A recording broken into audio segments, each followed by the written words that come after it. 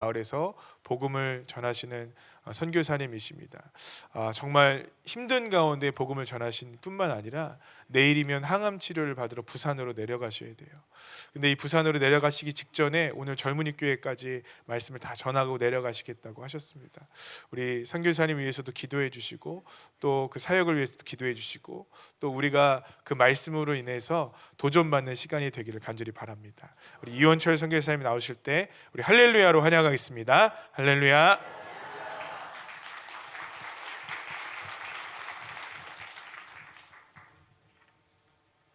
기도하겠습니다.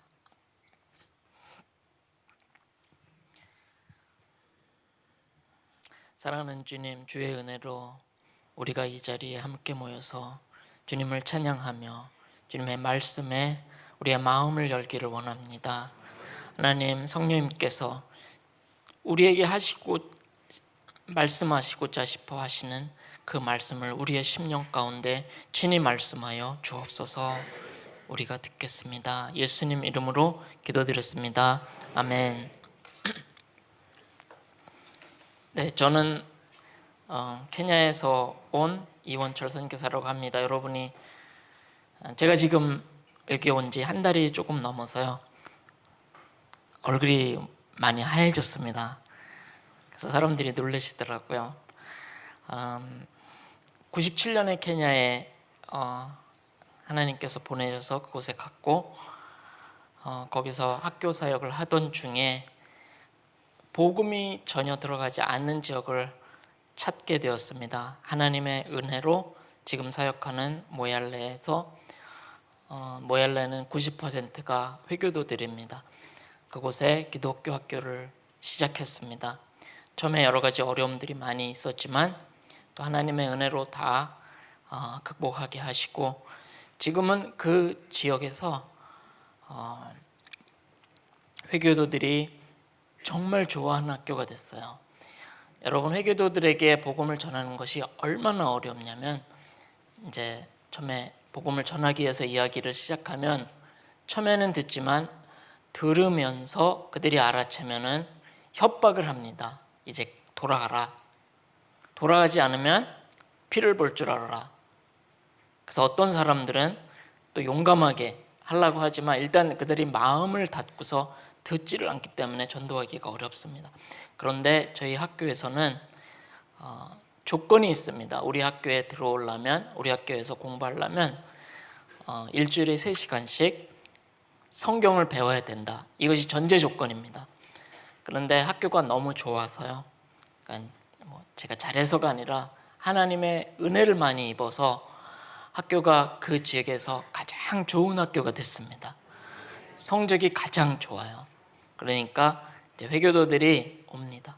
근데 중3부터 고3까지 4개 4년을 가르치는데 중3만 돼도 여러분 머리가 큽니다. 거기 아이들 보면 어린데도 수염이 이렇게 나갔고 저보다 더 늙어 보이는 애들도 있습니다.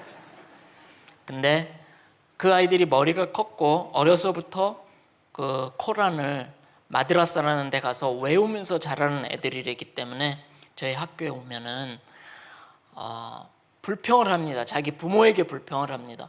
내가 한 번도 성경을 배워본 적이 없는데 어떻게 여기 와서 성경을 배우겠느냐. 부모는 이 아이가 여기서만 공부하면 대학도 갈 수 있고 직장도 얻을 수 있으니까 부모는 이 아이가 정말 우리 학교에서 공부하기를 원하는데 아이가 볼 때는 평생 배워보지 않은 성경을 배워야 된다니까 이제 화가 나는 거죠. 그리고 그걸로 시험을 봐야 됩니다. 그러니까 외워야 돼요. 화가 나서 부모에게 항의를 합니다. 그러면 부모가 하는 얘기가, 거기는 이제 쉐이크라는 그런 명칭을 가진 사람인데 그분들이 교회로 따지면 목사입니다. 이맘 아니면 쉐이크. 근데 그분들이 그 자녀들도 데려와요. 그래서 여기서 공부를 하라니까 이제 싫다고 그러면 난 여기서 공부 못한다. 그러면 이 쉐이크가 하는 얘기가, 누구 쉐이크 아들도 공부해. 그러니까 너도 공부해라. 설득을 합니다. 전에는 처음에 학교가 문을 열었을 때는 난리가 났었습니다. 90%가 회교도들이니까 자기들이 원하는 대로 무엇이든지 할 수가 있고, 지금도 자기들이 회교 사원을 짓고 싶다 그러면은 어느 땅이든 지을 권리가 있습니다. 땅 주인한테 물어보지도 않아요. 우리가 여기 그냥 짓겠다 통보만 하고서 집니다. 누가 그거를 반대했다 그러면 돌 맞죠. 어디 사원을 짓는데 어느 누가 반대를 하느냐. 그런데 그곳에서 저희는 아이들에게 하나님의 말씀을 가르칩니다. 4년 동안 일주일에 3시간씩, 그리고 시험도 1년에 9번을 보는데 전부 주관식이에요. 그러니까 아이들이 성경을 다 외워야 됩니다. 그 시험에 나올 만한 것들을 다 외워야 됩니다. 여러분, 우리 학생들하고 여러 번 갖고 똑같이 앉아서 시험을 보면요, 제가 확신하건대 우리 아이들이 훨씬 더 성경에 대한 지식이 많이 갖고 있고, 그 아이들은 외웠습니다. 케냐는 모든 시험이 주관식이에요. 객관식이 전혀 없습니다.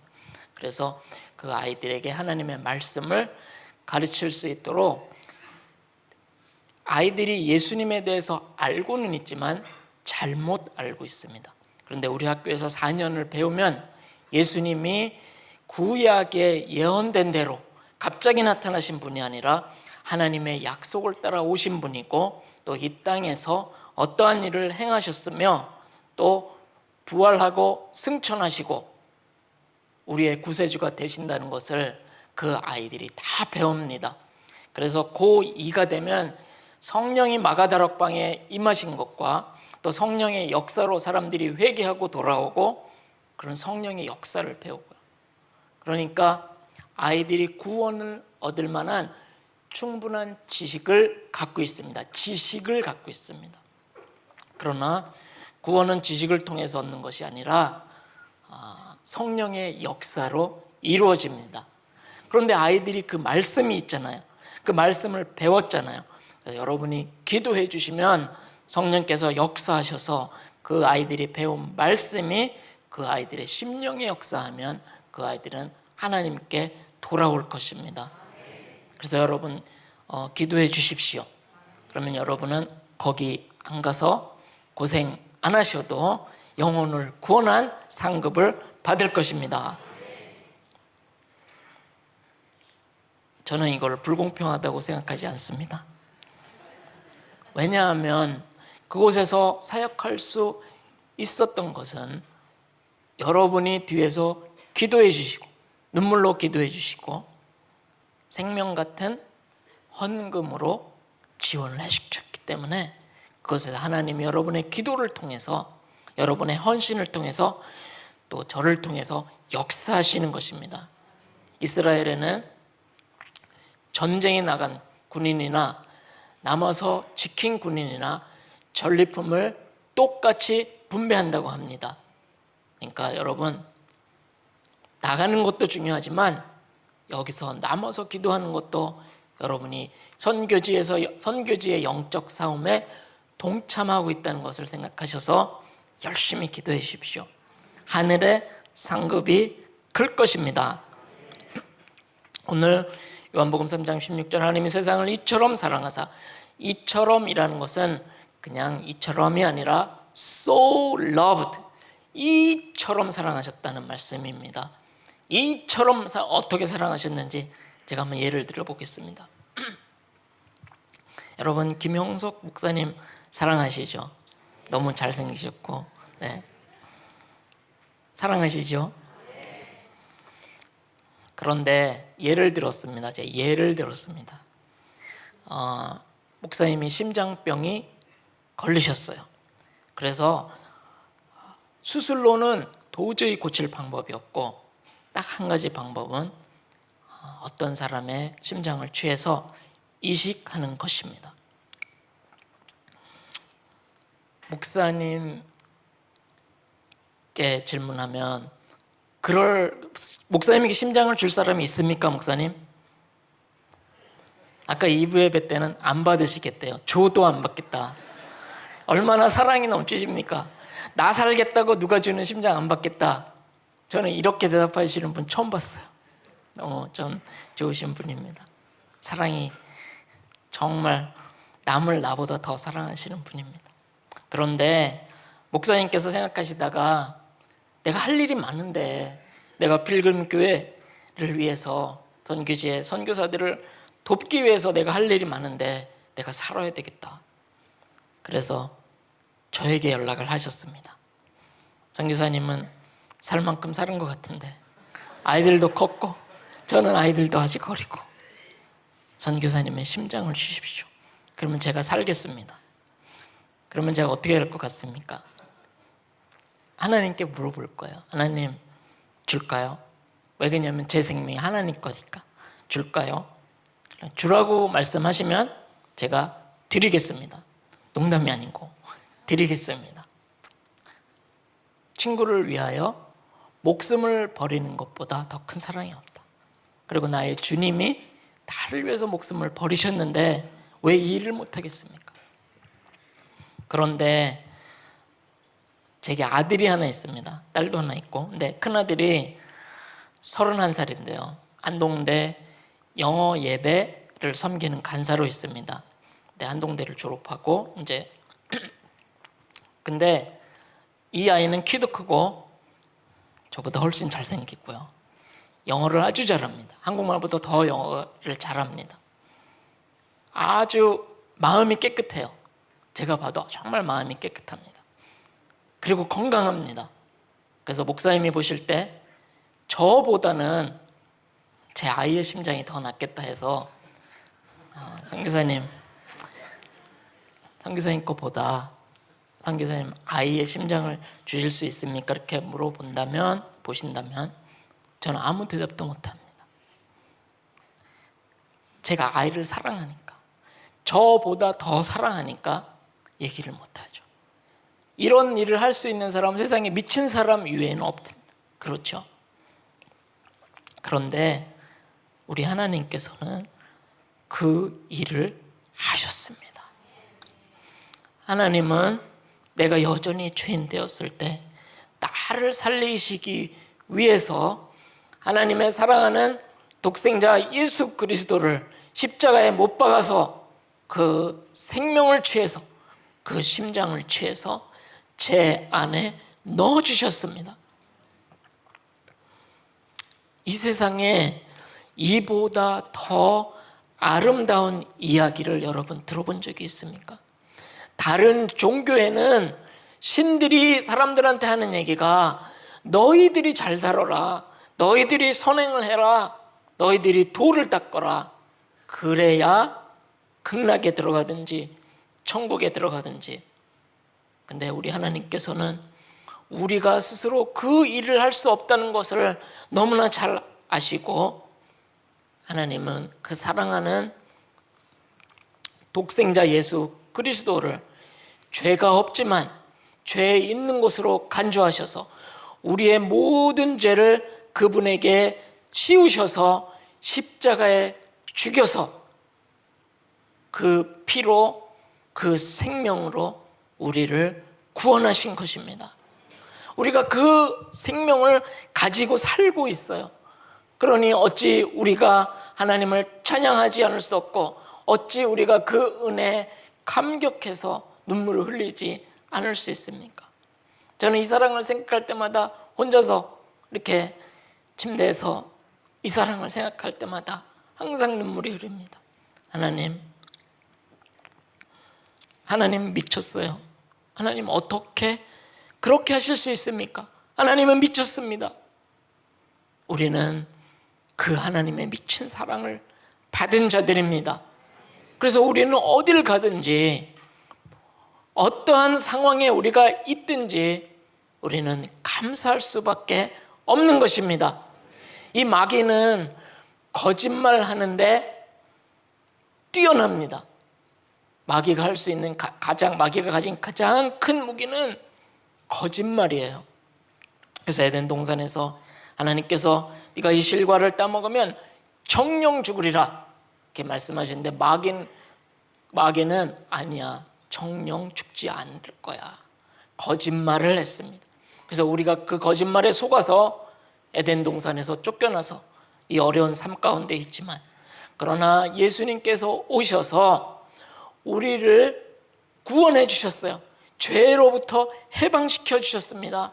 그래서 우리는 예수님의 생명을 가지고 예수님의 하나님의 자녀로서 우리가 이 땅을 살고 있는 것입니다. 그래서 어떤 여러분의 삶을 비참하게 만들고 신세타령하게 만드는 것들은 다 사탄에게서 오는 거짓말입니다. 이걸 여러분 물리쳐야 됩니다. 하나님이 얼마나 우리를 사랑하셨는지 여러분 한번 생각해 보세요.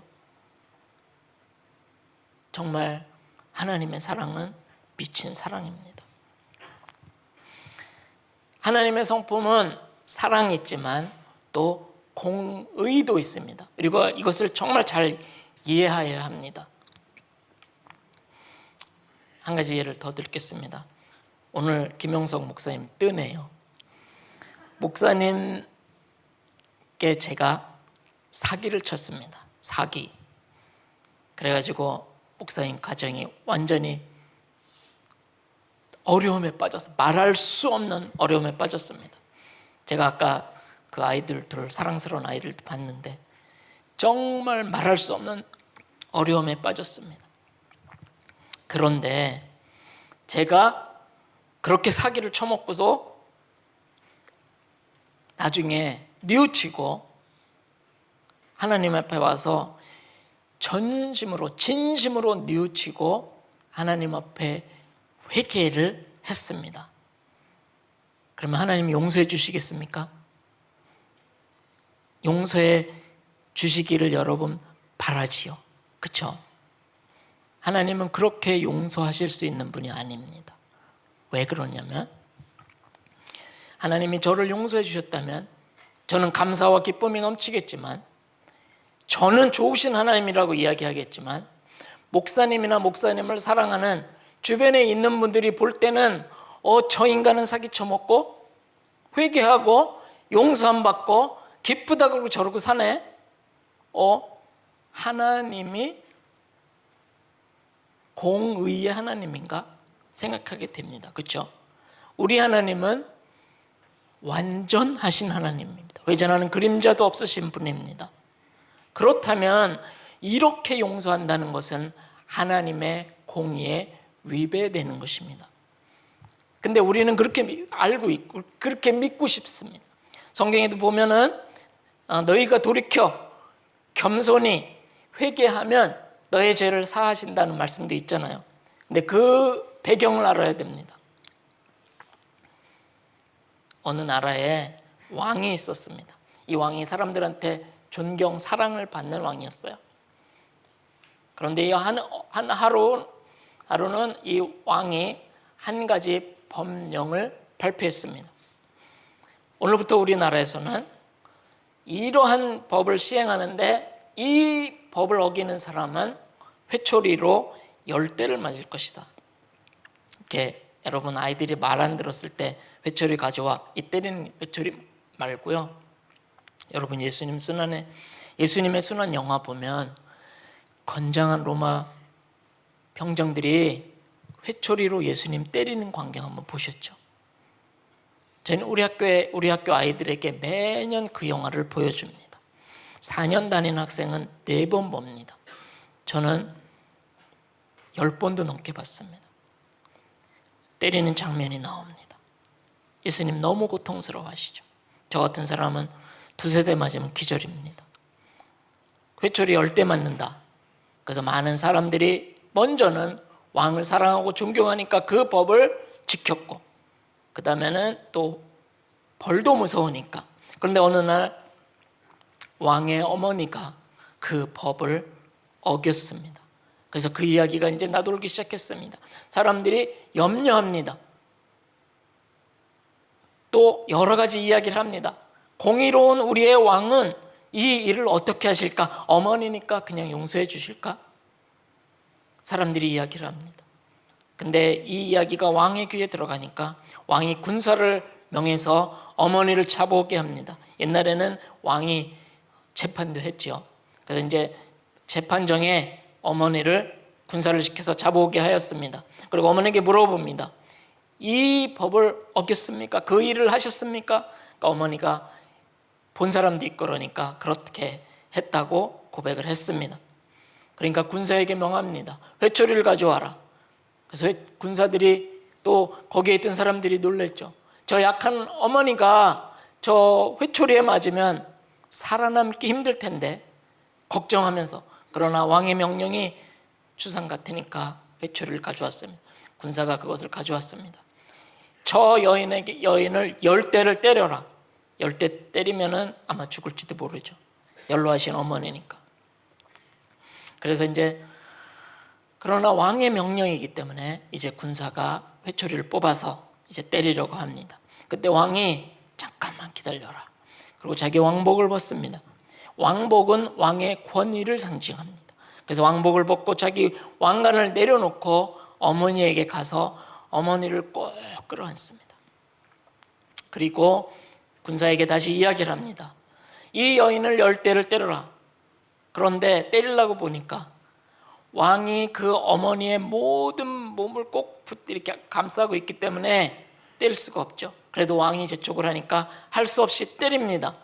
때리는데 어머니를 때리지만 누가 맞겠습니까? 왕이 맞죠.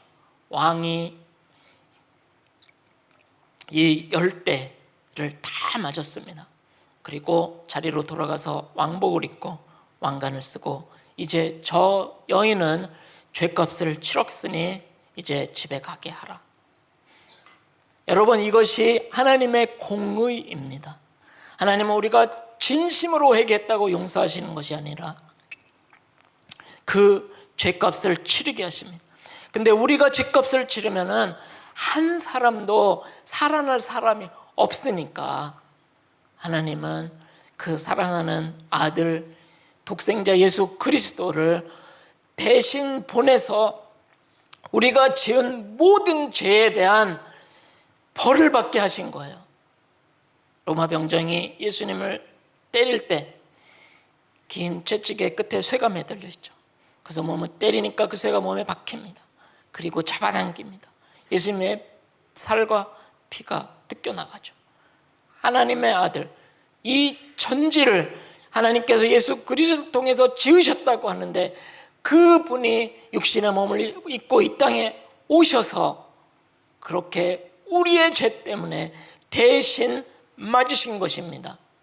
그뿐만 아니라 우리의 모든 죄를 가지시고 십자가에 달려서 돌아가셨어요. 그래서 우리가 모든 죄의 용서함을 받은 것입니다. 우리가 1000번제를 드려서 용서함을 받은 게 아니고요, 우리가 매일 새벽에 나와서 회개해서 용서함을 받은 것도 아닙니다. 예수 그리스도를 통해서 우리가 용서함을 받은 것입니다.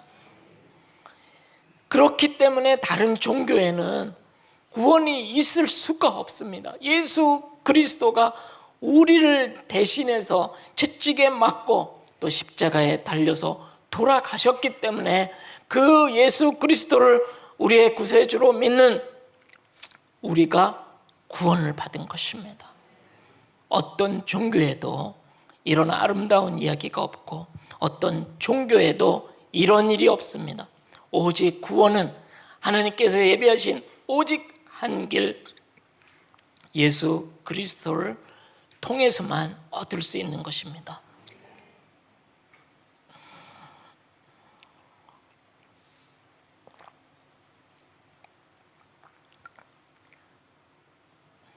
한 가지 분명히 하고 넘어가야 될 부분이 있습니다. 분명한 것은 우리가 죄를 가지고는 하나님 나라에 들어갈 수 없습니다. 이 죄는 강력하기 때문에 하나님의 아들 예수 그리스도도 십자가에 못 박을 만큼 강력한 힘을 가졌습니다. 그래서 우리가 죄를 가지고는 한 사람도 하나님 나라에 들어갈 수가 없습니다. 이건 아주 분명한 사실입니다. 하나님과 죄는 공존할 수 없습니다. 그런데 어떤 사람들은 여전히 내가 죄인이라고 생각하는 사람들이 있습니다. 예수를 믿지만 여전히 나는 죄인이라고 생각하는 사람들이 있습니다. 우리가 이것을 잘 분명히 해야 됩니다. 우리의 죄가 어떻게 용서함을 받았냐면 예수님이 우리의 모든 죄 100%입니다. 99%가 아니라 우리가 지은 모든 죄 100% 담당하시고 십자가에 돌아가셨습니다. 아멘이시나요? 99%입니까? 아닙니다. 여러분과 제가 지은 100%의 모든 죄를 담당하시고 십자가에 돌아가셨습니다. 그것을 믿는 믿음을 보시고 죄를 정죄하시는 하나님이 너희들에게 죄가 없다, 그 믿음을 보시고 우리가 죄가 없다고 말씀하시는 것입니다. 그래서 그 믿음이 있어야 우리가 하나님 나라에 들어가는 것입니다. 나는 예수님의 보혈로, 예수님의 희생으로, 나는 예수님의 희생으로 구원 받았다는 믿음이 있어야 우리가 하나님 나라에 들어가는 것입니다. 하나님의 아브라함의 믿음을 보시고 그것을 그의 의로 여기셨다고 그랬습니다. 아브라함의 순종을 보고 그런 것이 아니라 그의 믿음을 보시고, 어쩌면 이게 사람들이 이것을 잘 믿기 어려운 것은 왜 그러냐면 우리 안에는 자기 중심성이 있습니다. 내가 뭐를 해서 구원을 받아야지, 아니 믿기만 한다는 게 무슨 말이야. 우리의 악한 중심성, 자기 중심성 때문에 그렇습니다. 우리는 어떠한 방법으로도 구원을 얻을 수 없고 의롭다 칭함을 받을 수가 없고 오직 예수 그리스도를 믿는 믿음만이 우리를 죄악 가운데서 구원하는 것입니다. 그래서 우리가 이제 예수 그리스도를 믿음으로 모든 죄로부터 해방되었습니다. 만약에 여러분이 아직도 죄를 아는 죄인이라고 생각하신다면 여전히 여러분은 죄의 종입니다. 예수님이 오셔서 너희가 진리를 알지니 진리가 너희를 자유케 하리라. 그리고 예수님이 오셔서 십자가에 돌아가셔서 우리를 자유케 하셨습니다. 그런데 여전히 우리는 죄인이라고 생각하는 것은 마귀가 거짓말을 시켜서 혼란을 우리에게 가져와서 그렇습니다. 하나님의 말씀을 붙잡으십시오.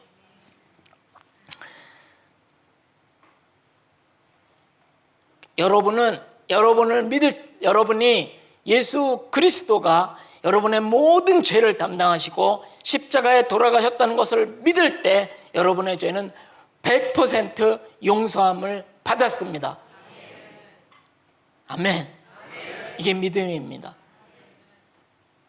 뭐를 해서가 아니라, 내가 하나님 앞에 의로운 일을 해서가 아니라 이 믿음으로 우리의 죄가 용서함을 받은 것입니다.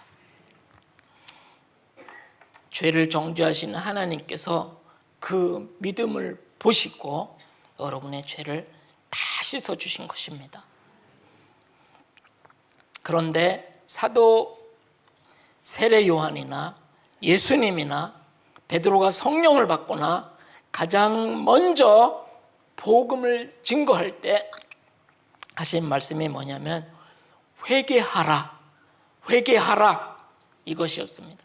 회개라고 하는 것은 이전에 나의 모든 삶, 죄악된 삶을 완전히 청산해버리고 예수 그리스도를 믿고 세례를 받음으로 새로운 삶, 새로운 나로 사는 것, 이것이 회개입니다. 여러분의 죄가 다 씻겨졌다고 생각해 보십시오. 여러분 이제 깨끗한 옷을 입은 사람입니다. 그러면 여러분 또 죄를 짓겠습니까? 안 짓죠. 깨끗한 이 옷 입은 사람이 막 나가서 뒹굴겠습니까? 그렇지 않습니다. 우리의 믿음의 출발은 예수 그리스도가 우리의 모든 죄를 담당하시고 십자가에 돌아가셨다. 이것이 우리의 믿음의 출발이고, 또 회개가 우리의 믿음의 출발입니다. 과거의 모든 잘못된 그런 삶에서 완전히 돌아서야 됩니다. 99% 돌아서면 안 되고 100%. 그래서 사도 바울이 이렇게 고백했습니다. 내가 그리스도와 함께 십자가에 못 박혔나니 그런즉 이제는 내가 사는 것이 아니요 오직 그리스도께서 사시는 것이라. 그래서 예수님을 믿은 사람은, 거듭난 사람은 과거에 그 사람의 삶을 사는 것이 아니라 예수 그리스도께서 여러분 안에 사시는 것입니다. 근데 마귀가 자꾸 속여서 자꾸 과거를 들춰내고 자꾸 죄로 돌아가게 하려고 애를 많이 씁니다. 단호하게 우리가 물리치고 믿음으로 굳게 서야 됩니다. 제 목소리가 조금 이상해져도 불안해하지 마십시오. 요한일서 3장 9절에 보면 하나님께로부터 난 자마다 죄를 짓지 아니하나니 이는 하나님의 씨가 그의 속에 거하며 그도 범죄하지 못하는 것은 하나님께로부터 났음이라. 저는 오래전에 어떻게 이 세상에 살면서 죄를 짓지 않을 수 있을까? 하나님께로부터 난 자마다 죄를 짓지 아니하나니 이것이 어떻게 가능할까? 이렇게 생각한 적이 있었습니다. 그러나 이 말씀은 성령의 감동으로 쓰여진 하나님의 말씀입니다. 하나님께로부터 난 자마다 죄를 짓지 아니하나니, 왜 그러냐면 그 안에 하나님의 씨가 있기 때문이라고 했습니다. 하나님의 씨는 다른 성경에서는 하나님의 성령이라고, 하나님의 씨는 하나님의 생명이라고도 번역합니다. 이것이 무엇입니까? 성령입니다. 우리가 어떠한 결단으로 죄를 짓지 않겠다 하면 우리는 그것을 계속 밀고 나갈 수가 없어요. 왜냐하면 사탄이, 얘는 잠도 없습니다. 여러분 생각해 보세요. 여러분의 경쟁자가 잠도 안 자고 여러분하고 경쟁한다면 쉬는 날도 없습니다. 얘는 정말 우리로 하여금 죄를 짓게 해서 하나님으로부터 분리시키는 일에 삶을 바치냅니다. 그러니까 우리가 우리의 육신으로는 이길 수가 없습니다. 그런데 하나님께서 우리 안에 성령을 주셨습니다. 에스겔 36장 26절에 보면 또 새 영을 너희 속에 두고 새 마음을 너희에게 주되 너희 육신에서 굳은 마음을 제하고 부드러운 마음을 줄 것이며 또 내 신을 너희 속에 두어 너희로 내 율례를 행하게 하리니 너희가 내 율례를 지켜 행할지라. 성령을 주시겠다는 것은 하나님의 변치 않는 약속입니다. 그래서 예수 그리스도를 구세주로 믿는 모든 사람에게 하나님이 내 신을 너희 안에 둔다고 하셨습니다. 여러분, 이 세상에 저기 보면 그 사람들은 예수님을 구주로 고백하지 않습니다. 사도 바울이 말씀하신 것처럼 누구든지 성령으로 말미암지 않고는 예수를 구주라고 할 수가 없다고 했습니다. 그렇다면 여러분이 예수님을, 여러분의 모든 죄를 담당하시고 여러분의 모든 죄를 가지시고 십자가에 돌아가신, 여러분을 위해서 돌아가신 구세주로 믿는 여러분에게는 성령으로 말미암지 않고 이 일이 일어날 수 없기 때문에 하나님이 성령을 주신 것입니다. 그래서 이 성령이 우리 안에 계시면서 우리를 인도하시기 때문에, 깨우쳐 주시고 우리를 인도하시기 때문에 하나님께로부터 난 자마다 죄를 짓지 않는 삶을 살 수가 있습니다. 아멘을 크게 해야 됩니다. 왜 그러냐면 마귀가 속여서 안 돼, 안 된다니까, 너 살아왔잖아, 안 돼. 마귀는 속입니다. 우리가 우리의 경험이나 우리의 생각을 붙잡을 게 아니라 오늘 이 하나님의 말씀, 성령으로 감동으로 된 이 말씀을 붙잡으십시오. 이 말씀이 우리의 삶 가운데 이루어질 것입니다. 그래서 우리가 죄를 멀리하고 세상에 속한 것을 멀리하고 우리가 세상의 즐거운 것에 마음을 뺏기지 아니하고 시간을 뺏기지 아니하고 하나님과 함께하는 기쁨을 누리는 시간들을 점점 늘려나가면, 마치 모세가 시내산에 올라가서 하나님을 대면하고 40일 동안 있다가 내려왔을 때 그 얼굴에서 광채가 비쳤지 않습니까? 그것처럼 우리도 우리의 삶 가운데 하나님의 광채가 비출 것입니다. 예수님이 말씀하시기를 너희는 세상의 빛이라. 여러분, 세상에 갈 길을 어찌할 바를 몰라서 방황하고 고민하고 우울증에 빠지고 자살하는 사람들이 많잖아요. 그 사람들이 길을 못 찾는 이유는 빛이 없어서 그래요. 빛이 없어서. 예수님이 여러분들에게 너희는 세상의 빛이다. 빛을 비춰서 사람들이 길을 찾게 해라. 생명의 길을 찾게 해라. 그러고 가기 위해서는 우리가 여기 말씀대로 죄를 짓지 않는 삶을 살아야 됩니다. 이것은 가능한 일입니다.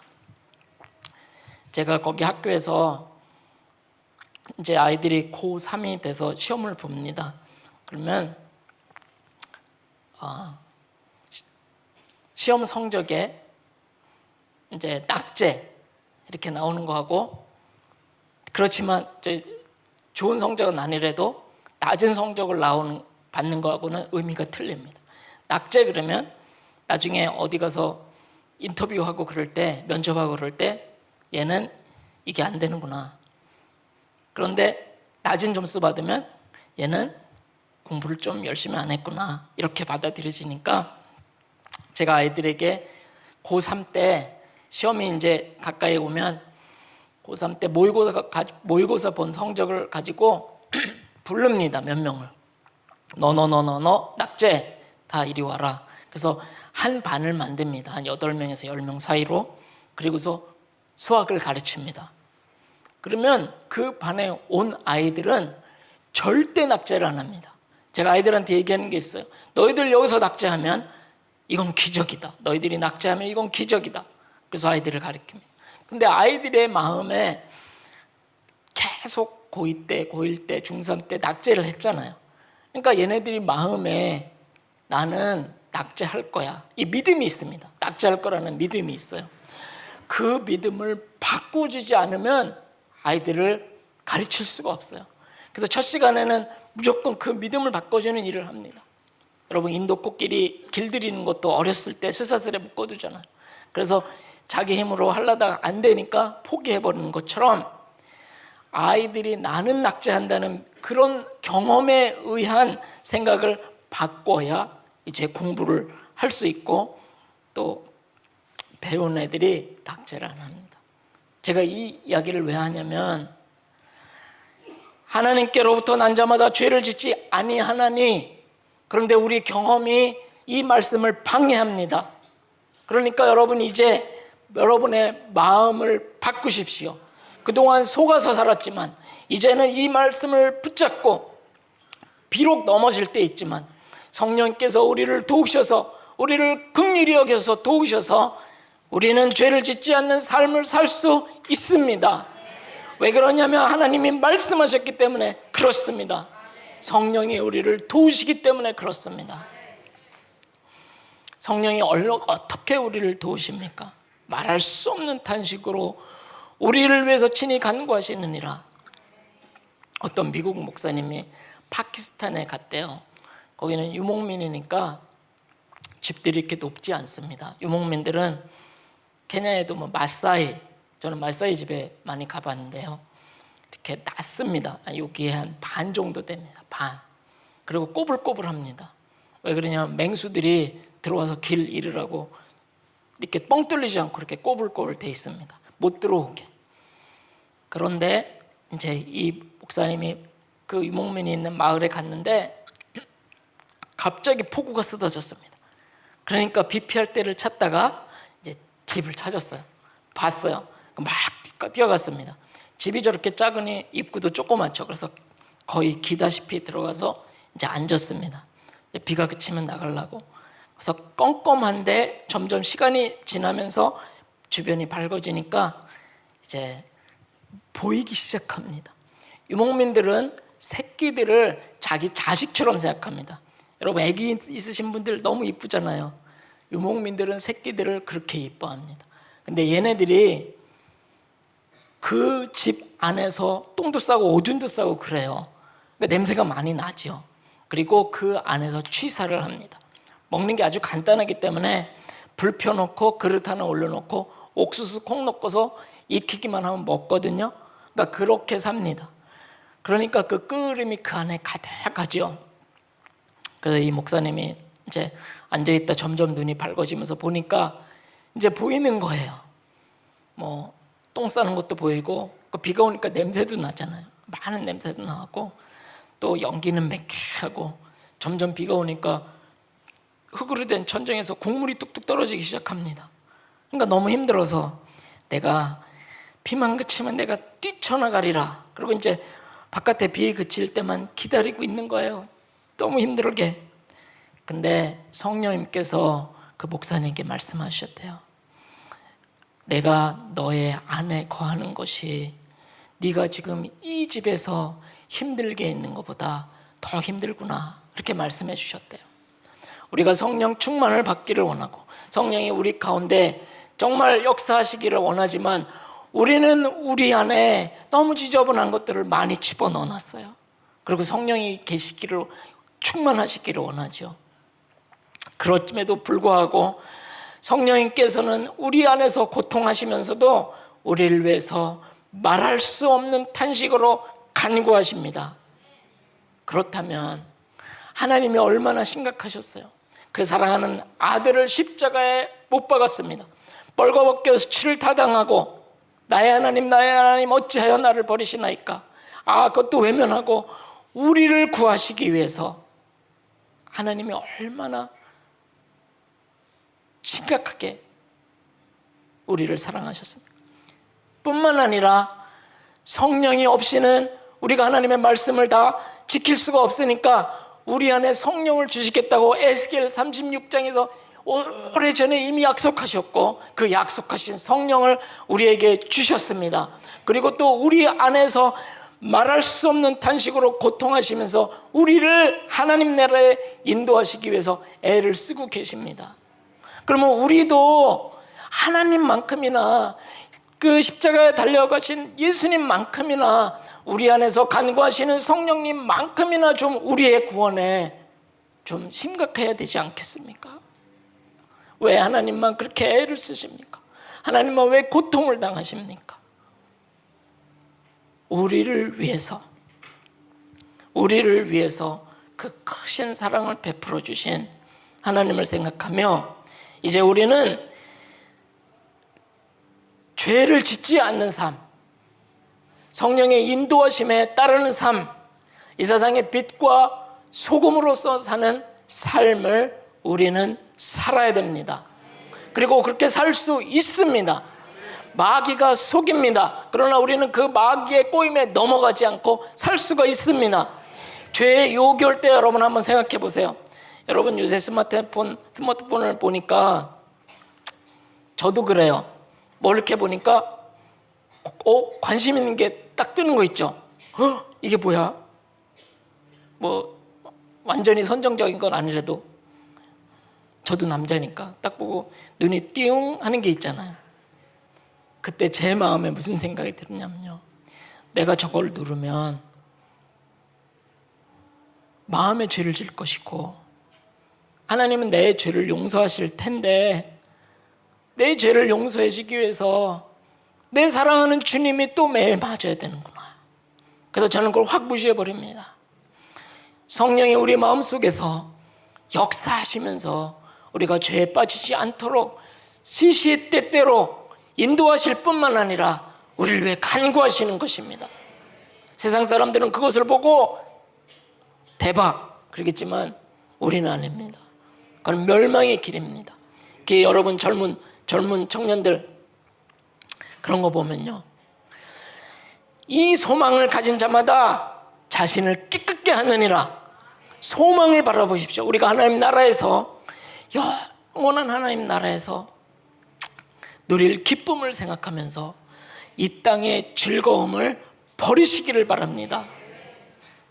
거룩이란 무엇이냐면 이 세상에 속한 관심을 줄이고 하나님에 대한 관심을 높여가는 것을 거룩이라고 합니다. 우리가 이렇게 거룩한 삶을 살면은 하나님과의 교제가 있고 우리의 모든 죄를 사함받은 것을 우리가 알게 될 것이고 빛의 자녀로 살게 될 것입니다.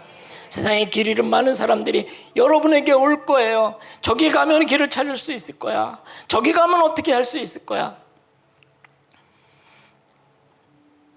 저희 학교에 100명의 회교도가 있고요, 회교도 학생이 있고 50명의 기독교인 학생들이 있습니다. 아까도 말씀드린 것처럼 저희 학교의 목적은 이 100명의 회교도 아이들에게 참된 복음을 4년 동안 가르치는 것이고요, 또 하나의 목적은 이 기독교인 아이들을 하나님의 말씀으로 잘 양육해서 복음을 전하는 하나님의 종으로 삼는 것입니다. 그래서 이제 여기서 졸업한 아이들 중에 삶을 하나님께 드린 아이들이 있습니다. 그래서 그 아이들을 신학교에 보내서 이제 와서 교회가 없는 마을에 교회를 개척합니다. 그리고 전도합니다. 전도하고 다니면 사람들이 욕하죠. 그래도 전도합니다. 그래서 이제 교회가 생겼습니다. 그런데 거기는 미친 사람들이 있거든요. 아마 한국에도 있을 텐데 여긴 보기 힘들지만 거기는 숨길 데가 없으니까 미친 사람들이 있습니다. 그러면은 창피하잖아요. 가족들이 너무 창피하잖아요. 침도 질질 흘리고 뭐 헛소리하고 돌아다니고 귀신 들린 사람들. 그래서 이제 이마함이나 셰이크한테 데려갑니다. 얘를 어떻게 해달라고. 그러면 묶어놓고요, 코란을 외웁니다. 거의 24시간 코란을 외워요. 그래서 이제 그래도 안 나가면 몽둥이로 때립니다. 몽둥이로 때리면 귀신 나갈까 하는 소망을 가지고. 그런데 여러분, 몽둥이로 때린다고 귀신이 나갑니까? 안 나가죠. 그러니까 어떻게 못하다가 교회로 데려옵니다. 교회 데려오면은 우리 학생 그 목사님이 샥 그냥 단번에 쫓아냅니다. 그러니까 여러 가지 방법을 써도 안 됐는데 교회에 와서 예수 이름으로 귀신이 쫓겨나가니까 이 사람들이 우리가 믿었던 회교는 이게 참된 종교가 아니다. 그래서 교회로 나옵니다. 나올 때 그 사람만 나오는 게 아니라 귀신 들렸다 난 사람만 나오는 게 아니라 가족들도 다 나옵니다. 그러면 가족이 다 나오면 주변 회교도들이 비난을 못해요. 여러분, 회교도들은 이렇게 배교하면 죽이기도 하고 그러거든요. 근데 자기들도 봐왔거든요.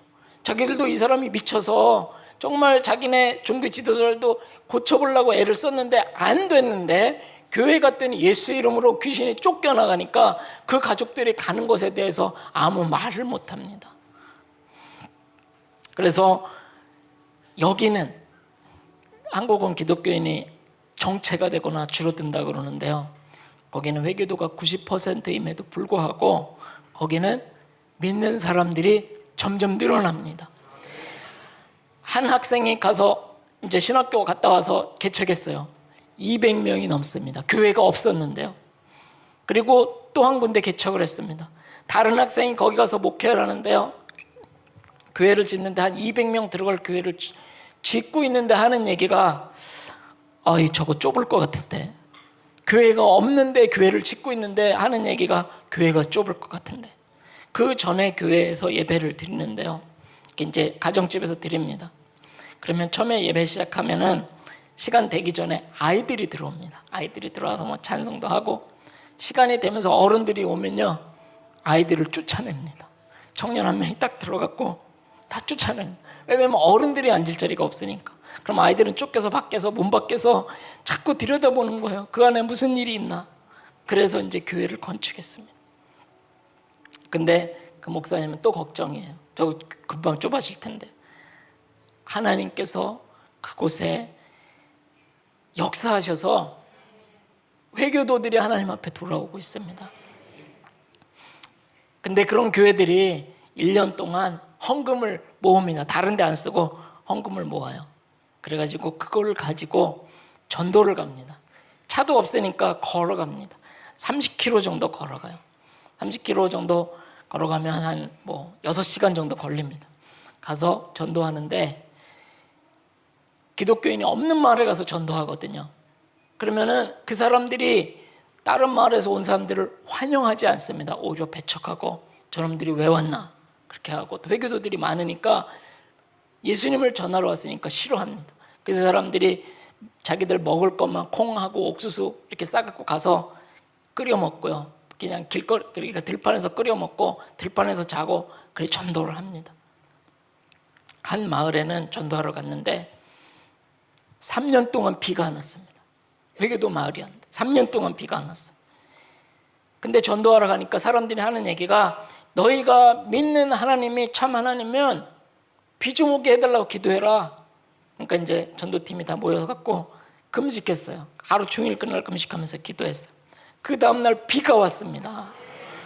그러니까 저희가 전도할 때 이제 한 집에 가서 전도하고 또 다른 집에 가서 전도하고 이러는데, 한 집에 가서 전도하는데 사람들이 막 몰려왔고 무슨 소리나 듣는 거예요. 따로 다른 집에 옮겼는데 거기 줄줄줄 따라와서 또 듣는 거예요. 또 다른 집에 와서 또 듣고 그렇습니다. 하나님께서 그 사람들을, 그 백성들을 구원하기 시기를 기뻐하십니다. 근데 문제는 우리가 거기는 회교마을이니까 안 될 거야, 거긴 다른 방법이 뭐가 있겠지, 거기는 위험한데, 케냐의 선교사가 100가정 정도 됩니다. 그런데 많은 사람들이 안 좋은 곳에 모여 살고 있습니다. 정말 선교사가 필요한 데는 선교사가 없어요. 박보영 목사님께서 뭐든지 필요하면 얘기하라고 하셨어요. 뭐든지. 목사님, 선교사를 보내주십시오. 선교사가 들어오면은요, 많은 사람이 예수님을 믿을 수 있습니다. 현지인들이 할 수 있는 거가 있고 할 수 없는 거가 있는데, 선교사가 들어가서 현지인들이 할 수 없는 일들을 하면 하나님이 그 선교사의 사고를 통해서 많은 사람들을 구원하실 수가 있는 것입니다. 그래서 여러분에게 부탁드리기는, 그렇게 전도했는데, 그래 이제 그 비 온 마을에, 그래서 이제 또 집회도 합니다. 스피커 이렇게, 전기가 없으니까 그 조그만 중국제 발전기 갖고 가고요, 전기 이렇게 해서 스피커 달고 말씀도 전하고, 그래서 믿는 사람들이 생겨요. 그 회교 마을이지만 말하자면 배신자죠. 그들에게 볼 때는 배신자. 근데 진리의 말씀을 듣고 성령이 역사하시니까 예수님을 믿는 사람이 생깁니다. 결단하는 사람들이 생깁니다. 문제가 뭐냐면 전도팀이 돌아와야 되거든요. 거기에 누가 있어서 그 사람들에게 말씀을 전하고 예배를 인도하고 하는 사람이 있어야 되는데 그냥 옵니다. 그러면 어떻게 되냐면, 어린아이가 태어나면은 자꾸 뭐를 먹여야 자라지 않습니까? 근데 새 생명이 태어났는데 밥 줄 사람이 없는 거예요. 영의 양식을 줄 사람이 없습니다. 그러한 곳이 많습니다. 그래서 이곳에는 현지인 전도자가 필요합니다. 헌신된. 근데 그런 지역에 여러분 생각해 보세요.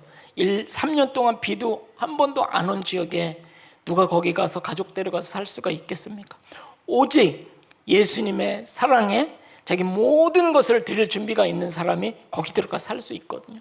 전기도 없고 물도 없고 전화도 안 되고 비도 안 오고 척박한 데서 살 수 있는, 거기서 사역할 수 있는 사역자가 정말 필요합니다. 만약에 당장 10명의 사역자가 있다면 당장 10군데 교회를 시작할 수가 있습니다. 사역자가 없는 것이 정말 큰 어려움입니다. 그래서 여러분이 기도해 주실 때 현지인 사역자를 보내주십시오.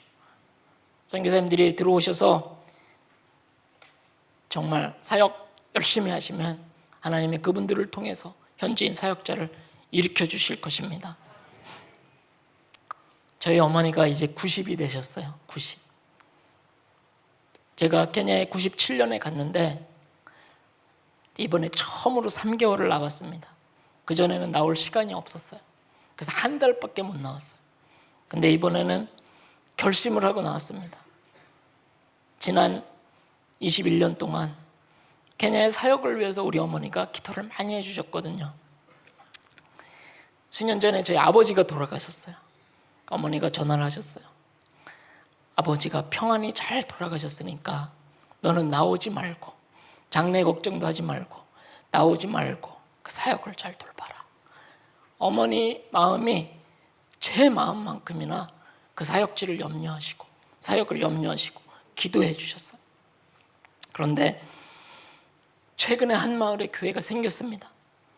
회교 마을이었는데 거기서 전도해갖고 2달 동안 있으면서 하나님의 사랑을 증거하고 하나님의 공의를 증거했더니 거기서 믿는 사람이 생겼어요.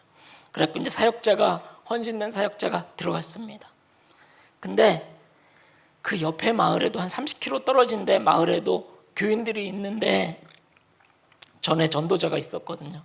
이 전도자가 돌봄을 받지 못하고 거기서 5년을 돌봄을 받지 못하고 살다 보니까 그냥 거기 사는 회교도들하고 동화돼 버렸어요. 주일날 갔는데 예배도 없어요.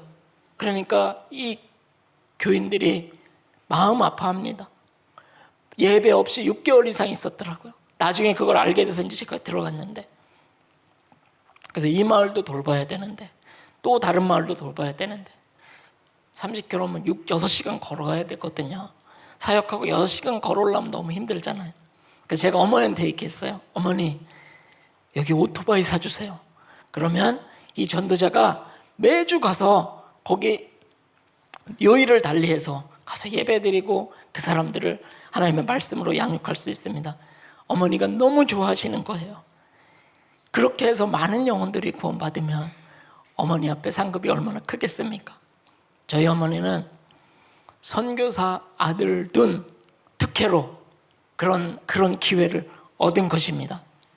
그래서 저희 어머니가 형제들 만났을 때 이렇게 눈물을 글썽글썽 하시면서 그걸 자랑하시더래요. 앞으로 이제 그쪽 지역에 많은 사역이 일어날 것입니다.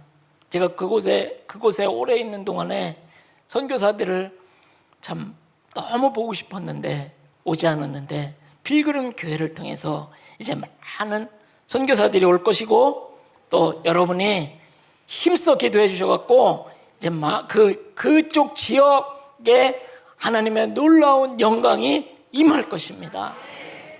그러면 여러분 하나님 나라에 가면 여러분의 상급이 클 것입니다. 말씀을 정리하면서, 여러분, 우리는 빛의 자녀입니다. 예수 그리스도, 존귀하신 예수 그리스도의 생명이 우리 안에 있습니다. 사단이 우리를 결코 넘어뜨리지 못합니다. 누구도 우리를 해할 수 없습니다. 근데 마귀가 자꾸 속여 스스로 넘어지게 만듭니다. 여러분, 이 말씀을 굳게 붙들으십시오. 하나님께로부터 난 자마다 죄를 짓지 아니하나니, 그래서 여러분 빛의 자녀로 사십시오. 이 지역에서 하나님의 놀라운 빛을 비추십시오. 저희는 그곳에 가서 하나님의 놀라운 빛을 비추겠습니다. 기도하겠습니다.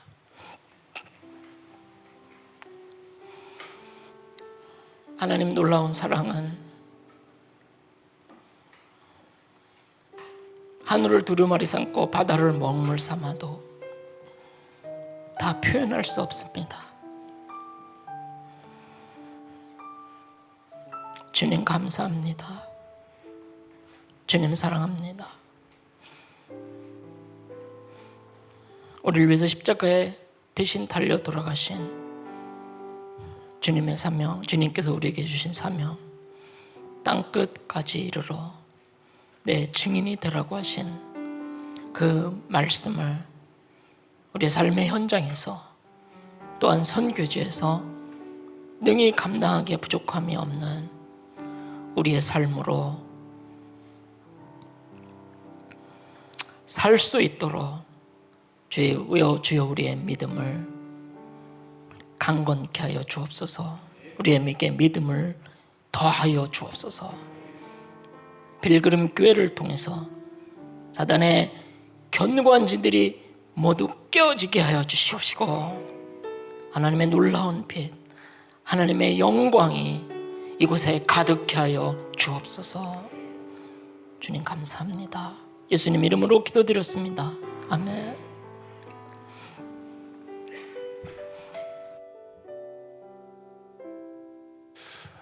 우리 시간에 우리 말씀을 기억하면서 찬양하고 기도했으면 좋겠습니다. 우리 선교사님 말씀을 듣는데 우리의 삶에 복음이 능력 없는 거라고 여겼는데요, 그 강팍한 무슬림 지역에 하나님께서 일하시고 계심을 우리가 들었습니다. 여러분 우리 삶에도 우리 주님의 역사가 일어날 수 있음을 여러분 믿으시죠? 우리의 삶을 위해서 한번 기도했으면 좋겠고요. 두 번째로는 우리 그 땅을 위해서 기도했으면 좋겠습니다. 하나님 그 땅에 더 많은 교회가 세워지게 하여 주시고 더 많은 현지인 목사님들이 설 수 있도록 도와주시고 또 더 많은 선교사님들이 그곳에 복음을 전할 수 있도록 허락하여 주시옵소서. 기도해 주시기 바랍니다. 세 번째는요, 우리 선교사님이 내일부터 항암 치료하세요.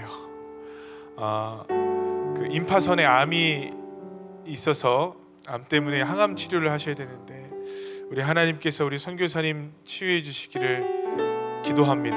하나님 우리 선교사님 치유해 주시사 거기에 또 놀라운 하나님의 역사들이 끊임없이 이루어질 수 있도록 성령의 역사하여 주시옵소서. 이 세 가지 기도의 제목을 갖고 잠시 기도하도록 하겠습니다. 기도합니다. 거룩하고 자비로우신 주님, 하나님 아버지, 우리 삶에도 복음의 역사가 일어나길 원합니다. 하나님께서 말씀하셨던 그 역사가 일어나길 원합니다. 성령님 도와주시며 하나님 놀라운 은혜의 역사가 우리 삶 가운데도 이루어지게 하여 주시옵소서. 하나님 아버지, 우리 연약하다고 생각했고 능력 없다고 생각했고 하나님 우리 삶 가운데는 아무런 일도 일어나지 않는다고 생각했습니다. 그러나 하나님이 세상을 이처럼 사랑하사 독생자를 주신 그 역사가 하나님 우리 삶에도 오늘 이루어지게 하여 주시옵시고 그 복음의 역사로 복음의 능력으로 하루하루를 살아갈 수 있도록 허락하여 주시옵소서. 오 주님, 우리 성도들을 통해 일하여 주시옵소서. 빛으로 오신 주님의 영광이 우리 삶을 통해서도 비추어질 수 있도록 허락하여 주시옵소서. 모야알레 땅을 위해서도 기도합니다. 모야알레 땅에 주 예수 그리스도의 이름이 하나님 울려 퍼지기를 원합니다. 하나님 그곳에 교회를 세워주시옵시고 그곳에 아버지 주님을 사랑하는 현지 목회자들이 설 수 있도록 허락하여 주시옵소서. 또한 그곳에 복음을 전하는 수 없지만은 선교사들을 보내주시사 하나님 나라가 이루어지게 하여 주시옵소서. 하나님의 영광이 드러나게 하여 주시옵소서. 하나님 이원철 선교사님을 기도합니다. 주님 그 모든 암들을 치유하여 주시옵소서. 치유하여 주시옵소서. 하나님 우리는 그저 이렇게밖에 기도할 수 없습니다. 하나님 나라를 위해서 치유하여 주시옵시고 하나님의 영광이 드러날 수 있도록 허락하여 주시옵소서. 하나님의 영광이 드러나게 하여 주시옵소서. 하나님의 영광이 드러나게 하여 주시옵소서. 하나님을 두려워하게 하여 주시옵소서. 고쳐주시옵소서. 새로워지게 하여 주시옵소서. 십자가의 은혜와 능력이 부어지게 하여 주시옵소서. 신뢰합니다. 의지합니다. 남아주시기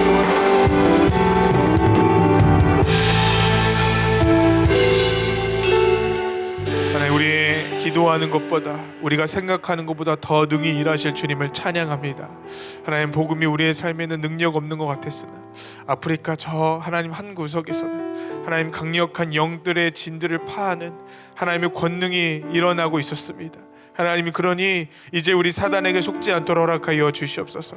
우리의 경험과 우리의 생각으로는 우리 삶에 절대로 주의 거룩과 은혜가 나타날 수 없지만 그러나 살아계신 하나님의 말씀이 하나님 그 아들 예수 그리스도의 보배로운 보혈이 우리의 삶에 부어지면 그것을 우리가 믿을 때 가능한 줄 믿습니다. 이제 열매 맺게 하여 주시옵소서. 하나님 지고 있던 모든 삶의 영역에서 승리의 나팔이 울려 퍼질 수 있도록 허락하여 주시옵소서. 주님 모야알레 땅을 위해 우리 필그림교회 기도하겠습니다. 주님 주의 복음이 하나님 날마다 울려 퍼질 수 있도록 허락하여 주시옵소서. 주님 주의 영광이 날마다 하나님 드러나게 하여 주시옵소서.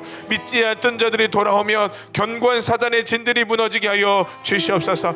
하나님 우리 선교사님을 기억하여 주시길 원합니다. 이제 열매 맺고 있습니다. 주여 하나님 그 눈으로 그 영광을 보게 하여 주시옵시고 주의 아버지 아름다움이 그곳에서 전파될 때 하나님 복음의 열매가 맺혔다고 하나님 감격의 눈물 흘릴 수 있도록 주님 그 모든 암을 치유하여 주시옵시고 하나님 더 많은 선교사들이 하나님 선교사님을 따라서 주의 복음을 따라서 달려갈 수 있도록 허락하여 주시옵소서.